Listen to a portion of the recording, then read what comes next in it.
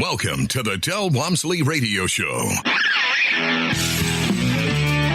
Del challenges the status quo, questions everything, and empowers you to return to your core beliefs to make your life better. If you're ready to hear the truth and get your roadmap to the lifestyle you really want, the next hour will change your life. And now your host, self-made millionaire, national award-winning investor of the year, CEO and founder of Lifestyles Unlimited, Del Walmsley. Welcome to the Del Walmsley Radio Show, where the hype ends and the help begins. I'm your host, Del Walmsley, and as always, we're working on your financial freedom. Today, my friends, we have quite the treat for you. We're going to let you have an insight into one of the most successful real estate investors in the Lifestyles history, and we're going to show you the difference between how a beginner mindset drives your investing to a successful, long-term, mature investor, the way they think and how they see the world. So here today to help us out is one of the most successful real estate investors in Lifestyles history, Mr. Curtis Haines. Welcome to the show, Curtis. Hey, Del. Happy to be here. Great to have you with us, Curtis. Just for everybody out there to understand, Curtis has been here about 8 years, has done over 50 transactions, and is looking at he's purchased 35 acquisitions, sold 4 of those, and now currently has about $600 million worth of real estate with about 7,400 units. Now, Curtis, that's way in excess of anything I ever did. And I want to talk today with you and let you take over this conversation today about the mental approach that you took from the beginning and what you see is important throughout this process. Now, I'm going to start the conversation off with the infinitesimal and very infant-type conversation that I had with myself when I was starting, which was, hey, Del, we need money to survive. Let's go buy properties that have cash flow. So when I started the process, Curtis, I was thinking income statement. How much income in? What expenses do I have to cover? Can I survive? It was all income statement, income statement. I think most people out there today live on an income statement basis. They're worried about, hey, what do I earn? And what can I spend with that? And what can I survive on? And so we set up our life looking at the income statement every month, paying the bills, looking what the paycheck brings in, paying the bills, and trying to just survive and get by. But you're an advocate of something completely different. You're an advocate of the balance sheet. Now, before I let you take over in the conversation with that, I remember back when I first started trying to be self-employed, I remember taking out a piece of paper every month and adding up what my income was. And then I would take it and I'd add it up for this month. Then I'd annualize that and see what it would come out annually. And I would look at what I had total for the year, and I'd look at what my annualized projection was, and I would continue to do that every month. And I had this sheet of paper, just a stupid sheet of paper. I kept that transaction on. But my goal was to make my annualization number larger than my actual number and continue to grow that annualization number. And the whole focus was on income. How do I increase my income and push that income growth? Now, today, you're going to have a conversation about looking at what your assets are adding up to and what your net worth is adding up to. Something I never really even paid much attention to be honest with you, at the beginning, because I was worried about feeding myself and taking care of my bills. So why don't you take over from here and express to these people, maybe they're starting in a different place. Maybe you started in a different place than I did. Maybe it wasn't a struggle in the beginning for you just to survive. So you started out from a different point. Also, Curtis's accounting background, as I do. And so talk about where your mindset was when you came in and how you brought yourself to where you are today. Curtis, go ahead and take it over. Thanks, Del. Yeah, it's a lot of good intro there. So for me, starting off, this shift to the balance sheet, what we're going to talk about a little bit later, really didn't happen till about 6-9 months ago, and the light really came on in my mind, and I got really, really excited about this new concept of focusing on the assets. But I think at the end of the day, it still gets you to the same conversation that you and I had when we first joined Lifestyles, and when you first got into real estate, was trying to get enough income to pay our expenses. And the funny thing is, with just like most people out there, it really doesn't matter how much money you make we all are guilty of living paycheck to paycheck. I mean, I started off in accounting. I had a pretty steady paycheck. I think it was somewhere in that $27,000 a year time frame, and I remember struggling to pay my bills. And then I moved into sales in my career, where really I had a chance to make a lot more money.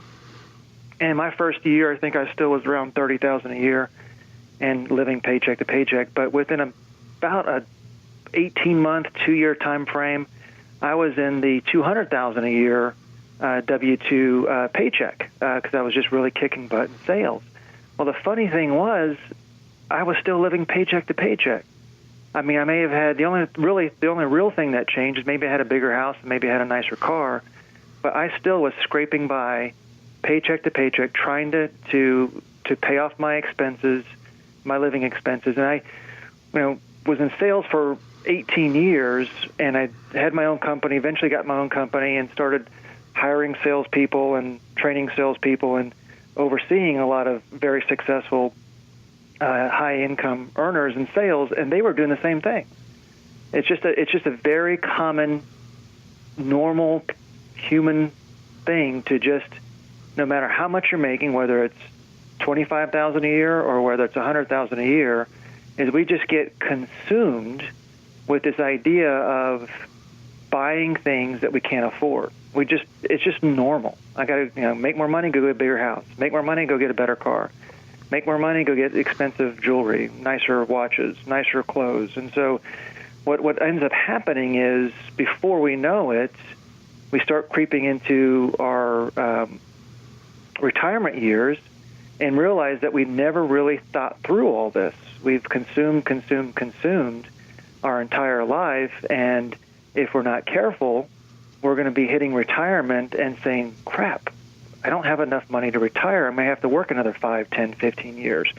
And that's really what I want to get across to everybody on this new concept is, which again, it goes back to the original thinking, Del, that you did and that I did when I joined, is having a stream of income that can give me a little bit more freedom, or be a supplement to the W-2 income, or actually be able to replace my W-2 income and give me the freedom to do what I want to do, whether that is to buy a nicer house or to have a little more vacation time, but not be locked in this normal day-to-day grind of just keep on making money and keep on spending money.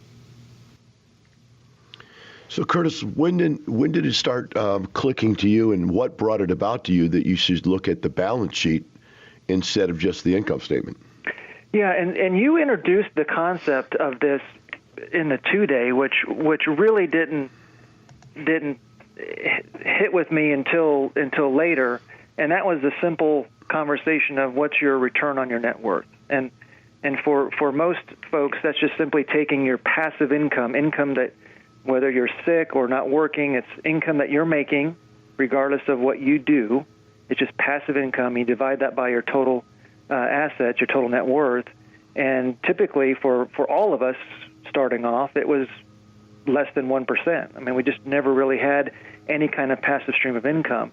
And that passive stream of income is coming off of the assets. And so what I've been talking about so far is we are all programmed to work very, very hard our entire life to buy assets we can't afford. That's just who we are. We're a consumer nation, buying assets that we can't afford, working very hard to do that. And this concept of focusing on the balance sheet is let's change our way of thinking, and let's go out and buy assets that work hard for us. Let's go out and buy assets that work hard for us, assets that generate passive streams of income. And there's lots of assets out there to choose from, lots of asset classes.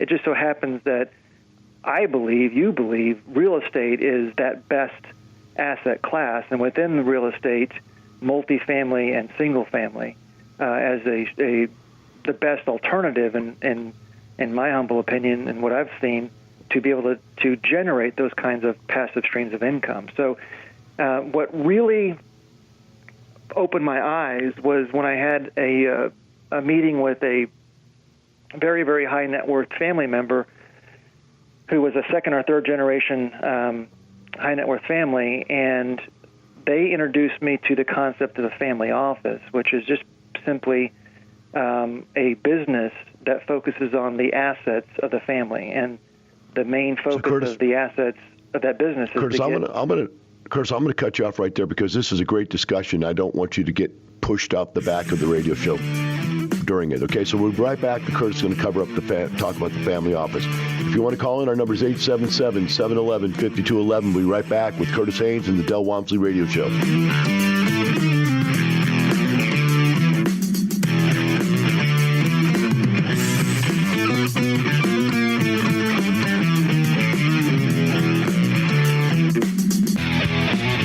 Listening to the Del Walmsley Radio Show. Del will be right back with more life-changing principles in just a few minutes.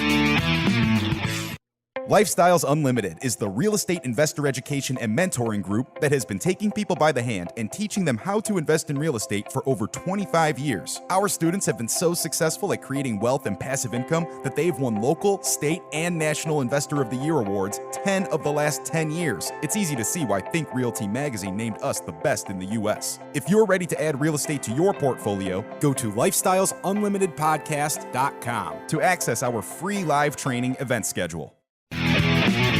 Welcome back. Now here's some more unconventional wisdom to set you free from the man on a mission to retire America, one person at a time, Del Walmsley. Welcome back to the Del Walmsley Radio Show. With me today here is Curtis Haines, one of the mentors out of the Houston market. And Curtis is probably one of the top 3, if not top investors we've had at Lifestyles.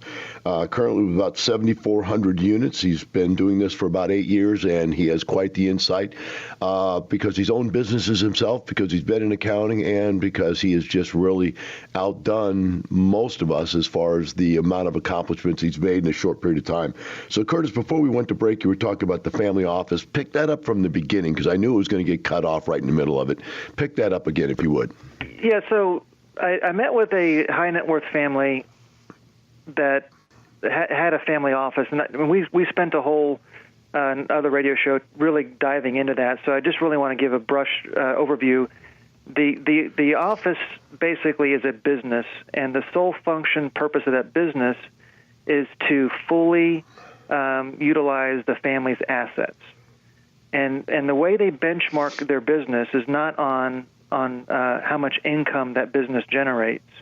The way the family office benchmarks their business is the return on their assets. So at that stage of wealth, they're not tracking income. It's not important because they are making more income than they know what to do with. It's not about income. It's about return on their net worth, or the return on their assets, and that's how they're getting graded. And that really opened my eyes because it's really a subtle distinction. It's something that I can take, you can take, that the average Joe can take all the way down to where they're at. And yes, when we're starting off in real estate and trying to replace our W-2 income, our focus has to be on our income. It has to be on trying to get enough passive income to replace our W-2. But once you hit that level is where I really want everyone to kind of start shifting the focus on the actual return on asset instead of focus on the balance sheet instead of the income. Because here's the subtle difference, Del. When we are sitting back and looking, and when I was tracking the income that I was making off of real estate, I was doing the same thing you were doing. I was tracking that year after year and getting really, really excited. It was my third acquisition when I finally replaced my W-2 check, which was a big W-2 check because I had my own business, but it was really cool to see that. And so I was tracking my income, but what I didn't see was the actual return on my assets. And if I'd looked closely at that, what I would found is that what I thought was I was getting a great cash-on-cash return, like 10, 15% cash-on-cash return on my assets. I was only getting like a 3% return on my equity. And simply stated, there was a lot of built-up equity gains because the asset grew in value, that if I were to sell that and take all that cash it's like I'm taking all that cash and putting it into a 3% CD. And that's that subtle difference. So we can get really comfortable with the passive stream of income test and say, yep, I've hit my goal. But then if we really just peel back one extra layer and say, wow, if I focus on my assets, focus on my balance sheet, and really see and judge and track my return on equity, it'll give me a better insight on how I can keep on redeploying the unrealized equity gains and building up that momentum even faster. So, Curtis, as we go through this conversation, I would think back to myself along the way, and especially think about the people that I've mentored over 25 years, and that is what most people believe is that they actually have a better rate of return as they pay off their debt. As they get their debt out of the way, they make more money. And so they make more money, they think they're doing better. And yet we both know from the mathematics behind it that that's absolutely not true. But yet there's this comfort zone of having stuff paid off. How do you address that? Yeah, I tell you, I was one of those that raised my hand when you asked who paid off your house mortgage, and I was so proud of that, cutting that check and making that last mortgage payment, because that's what we grew up with. We grew up with loans are bad. It's good. You're a good American if you pay off all your debt, right? That's what we grew up with, and so we all have this risk adverse to debt, and understanding that there's this difference between good debt that is used to buy assets that generate passive streams of income, and this other not so good debt, assets that we can't, buying assets that we can't afford, that are not generating passive streams of income. So when people start to realize that there's certain types of debt that's good, I think that helps ease their mind, that risk tolerance they have towards getting more loans. And the funny thing within real estate, it's pretty unique than any other business. It's really easy to get a loan on real estate compared to trying to get a loan on another business. And so not only is it enhances your returns, and because it's self-collateralized, it's lower risk, and it's also easier to get. So hopefully when they, and it's not something I don't think that you'll get, listeners will get today, but I think as they start diving into the world of real estate, and hopefully join us at Case Study next week and see some of the families' lives change by doing what we're talking about, they'll get a little bit more comfortable with that, the concept of adding more debt and leveraging to buy more assets that produce income. Well, when you look at this thing, Curtis, there's this balance. And we talk about the people at the beginning, they're worried about the income, right? Then there's different levels of satiation of that income need.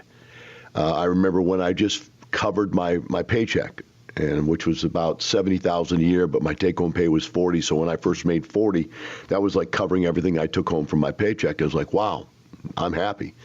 Then when I made $100,000 a year in real estate, which is really like making $140 probably, I was like, wow, this is more money than I ever dreamed I would ever make. And so I was satiated again. And at different levels along the way, I just completely shut down. I didn't care anymore. It just didn't mean anything to me anymore how much money I made, because I was making way more than I'd ever dreamed possible or ever dreamed necessary to make. And so at each of those levels, what I found myself doing, and I'm going to have you address this when we come back from a break, because I want you to think about it for a second to come up with it. At each of those levels, I had to play a game with myself, literally had to play a psychological game. Now, think about it. We're both intelligent people, accounting backgrounds for both of us. We understand the basic logic here. But why did I have to play games with myself to get myself to go back out and invest again? In other words, I've got as much as I need, I think. My brain's satiated. My goals are satiated. And money's piling up in the bank. It's just sitting there. And yet I've got to play a game in my brain to get myself to go out and take advantage of that money and get it out there into the marketplace, where you're saying these people had to account a different way. We'll take a short break. We'll be right back with the answer to that with Curtis Haines and the Del Walmsley Radio Show. You're listening to the Del Walmsley Radio Show.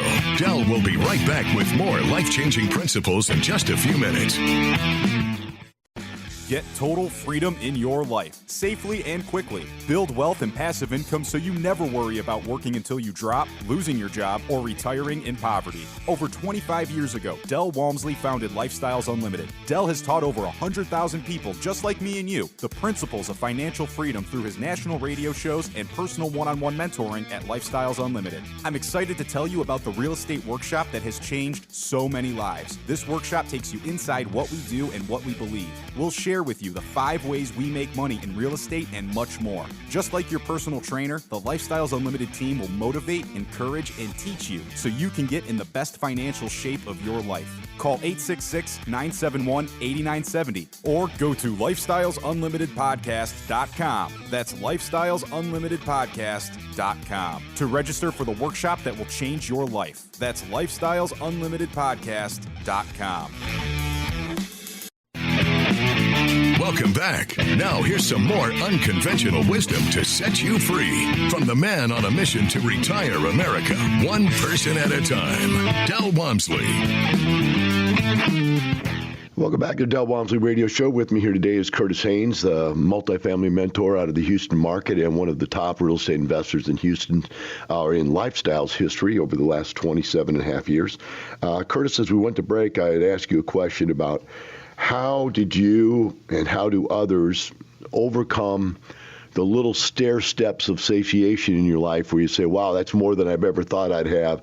And there you are making more income than you really feel like you need, and money starts to pile up in the bank. And the money feels very safe piling up in the bank. I mean, quite honestly, we all know that having a lot of money in the bank feels really good, really safe. And especially when you have enough income that you don't really want or desire more income. Now, everybody wants more, don't get me wrong, but the balance in your mind is you don't need it. You're not killing for it. And so the safety / okay, I can do nothing and keep being safe balance compared to, oh my gosh, I need to go out and take risk again, do it one more time. How do you overcome that? What kind of games do people play to overcome that mentally? Or did you just logically worked your way through it, just analytically pushed yourself? I mean, I think a lot of us are hardwired a little bit differently when hitting something like that. And for me, for folks that don't know you well, they won't realize how much you care about others, and so you're hardwired to really give back and help others as much as possible. And I think part of the games that you play with yourself and pushing yourself, I think ultimately is in the back of your mind, and in my opinion, there to help others. And for me, when I hit that first step on my third acquisition, why didn't I stop there? It was for me at that point in time, thinking back, it was more of I was just having too much fun.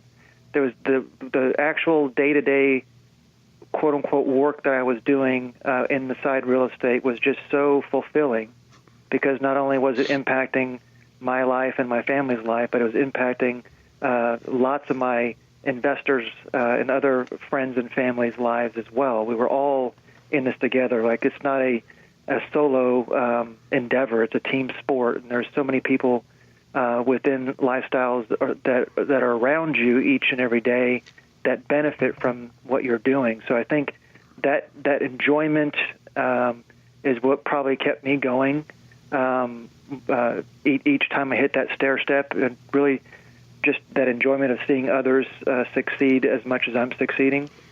And then, of course, eventually getting to the point where you can do what you want to do. And for me, and I know for you too, Del, it's I enjoy helping others, and that's why I stepped up into the mentor role, is because I had the time, I had the freedom, because of those income steps, to be able to give back more and more. So I think that's, for me, that's kind of my path through those different hurdles.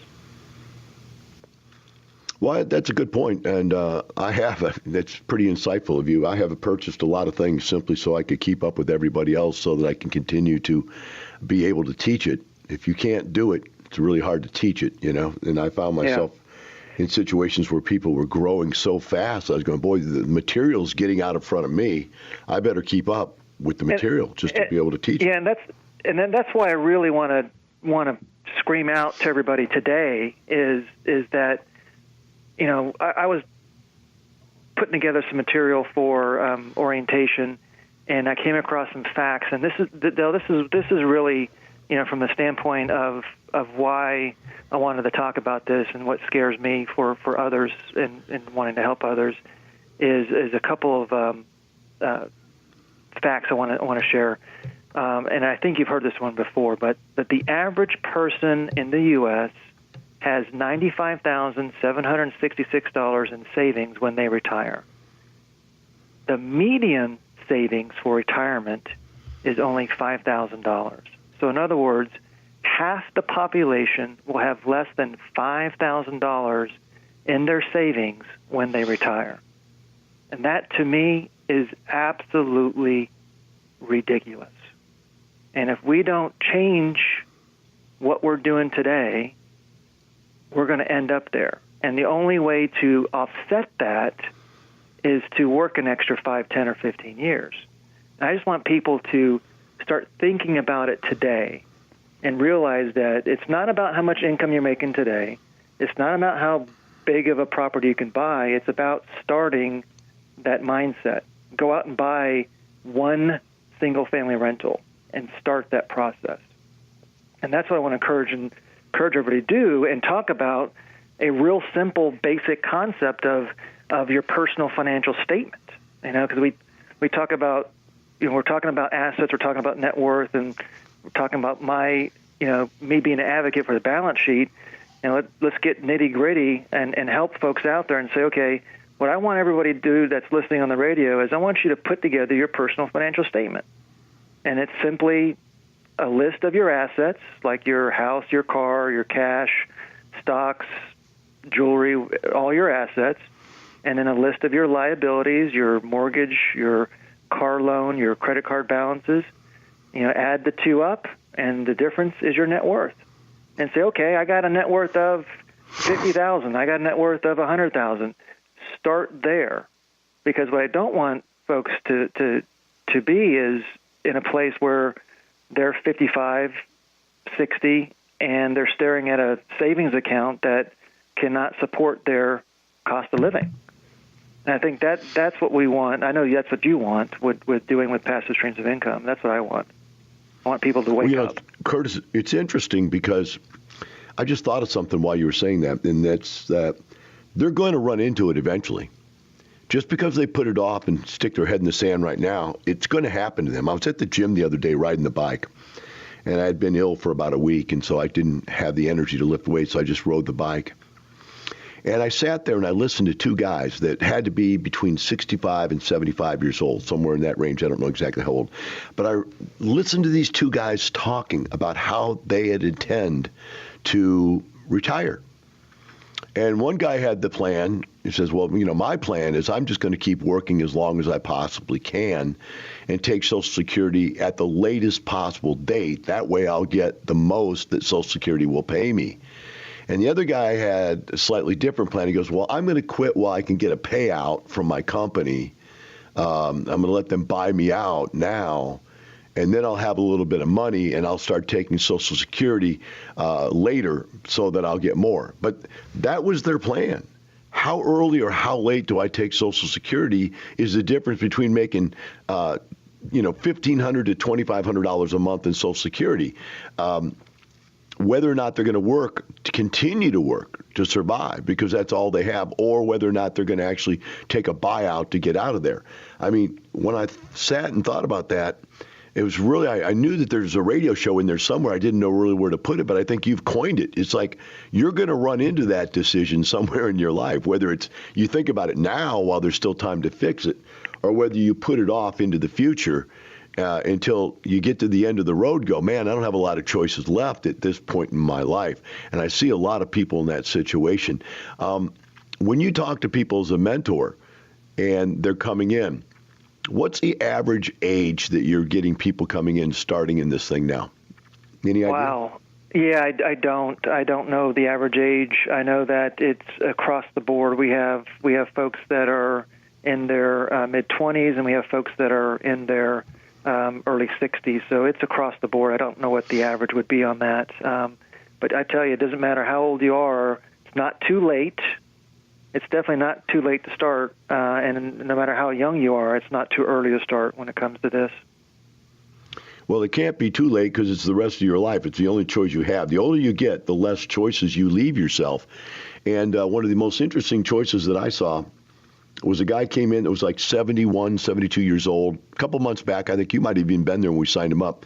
And I said, why are you doing this? If you're 71 years old, you got a couple $1 million in the bank. He goes, because I want to teach my kids how to be entrepreneurs. And so I'm joining up and I'm learning this business with my grandkids to teach them how to do this. I thought that was an interesting concept, that he was going to get out in front of that early on with his grandkids, even though he'd already made it himself. So there's a lot of reasons to get in front of this stuff.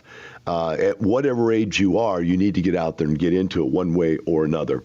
We're going to take a short break now. If you want to ask Curtis a direct question, our number here is 877-711-5211. You realize Curtis is very successful at this business. You might want to ask him a specific question, something that you would want to ask somebody that's gone from zero to over the top. We'll be right back with Curtis Haines and the Del Walmsley Radio Show. You're listening to the Del Walmsley Radio Show. Del will be right back with more life-changing principles in just a few minutes. What would happen if you didn't show up for work tomorrow? For the next couple of days? For a week? A couple of months? A year?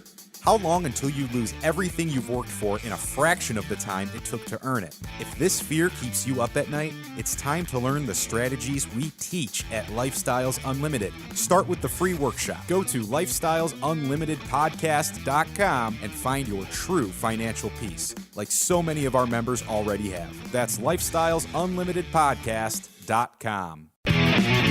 Welcome back. Now here's some more unconventional wisdom to set you free from the man on a mission to retire America, one person at a time, Del Walmsley.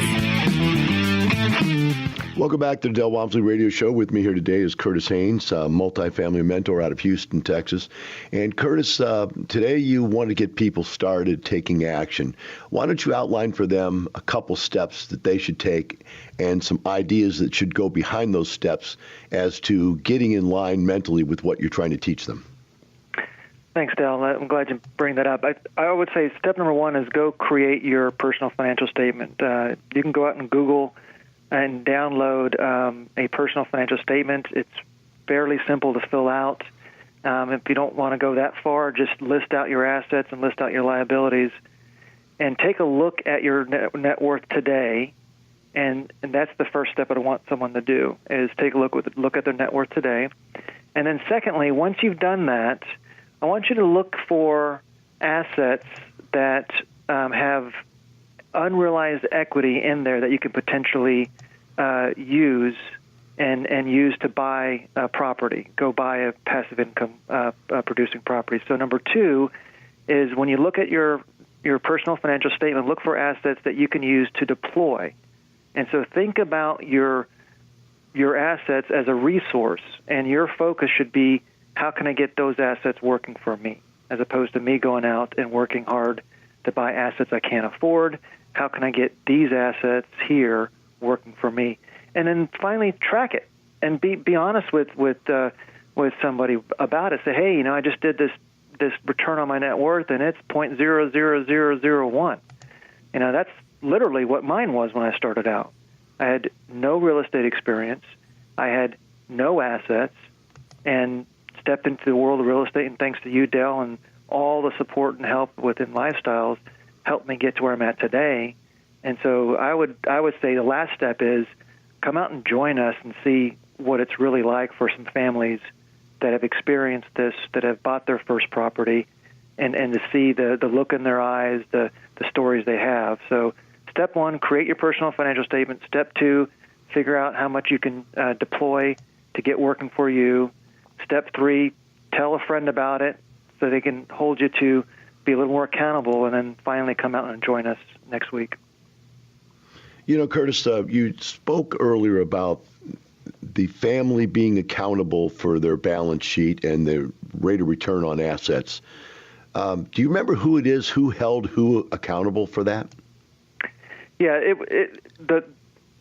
the family itself. So it would be the families going back and looking at the business itself. So it would be the CIO, CFO, CEO of that family office. And so for me, it would be myself. Like I don't have a staff of people to work on my family's assets. It's just me. And that's where I'm glad you asked that. For other people, someone in the family should declare themselves as the CEO, and that person be held accountable to generate those returns.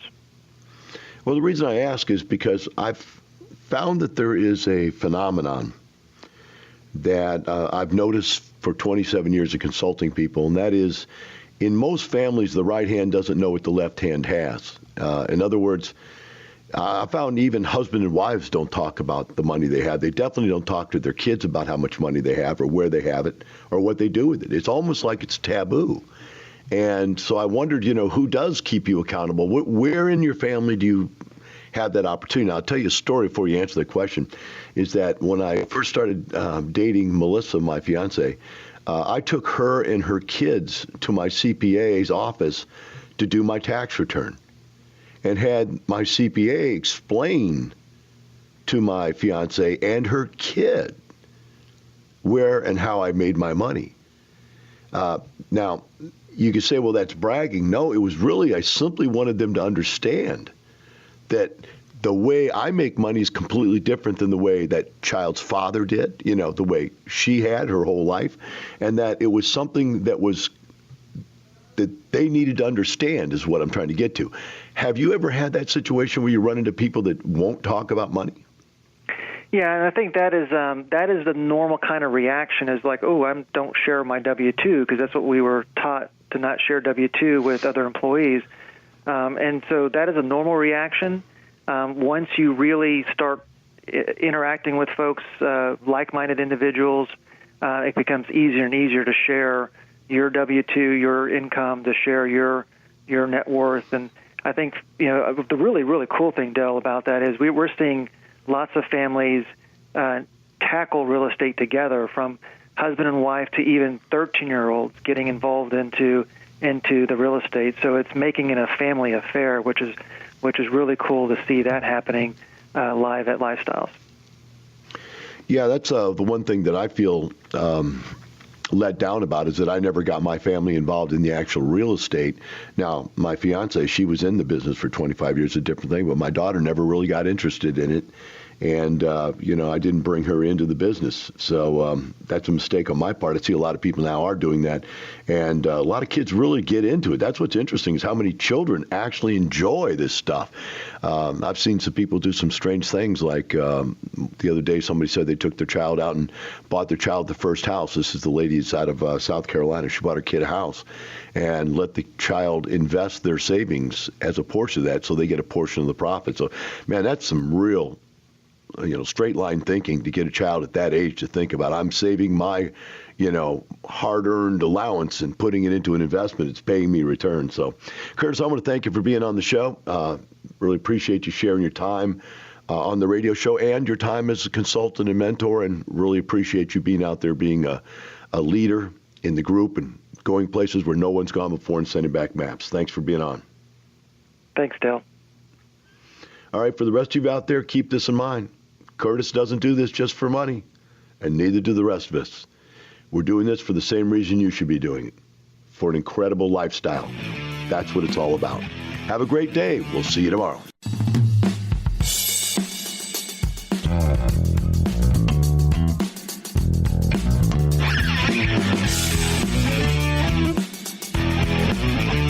Thank you for listening to the Del Walmsley Radio Show, teaching you the opposite of everything you've been taught, so you can obtain the results you've never obtained. Join us 7 days a week. Can't get enough? Visit DelOnTheRadio.com to listen to the Del Walmsley Radio Show, access past show podcasts, and join the conversation.